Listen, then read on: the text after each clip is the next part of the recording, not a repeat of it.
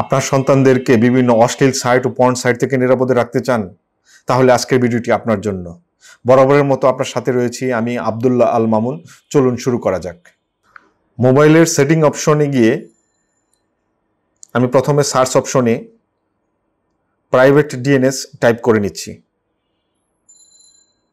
দেন আমার সামনে private DNS show করছে, আমি এটাকে প্রেস করে নিচ্ছি। পুনরায় আমি প্রাইভেট ডিএনএস প্রেস করে নিচ্ছি।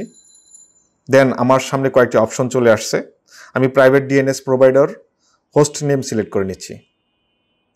দেন আমি এখানে একটি অ্যাড্রেস টাইপ করে নিচ্ছি, adult-filter-dns.cleanbrowsing.org লিখে আমি এখানে সেভ করে দিচ্ছি।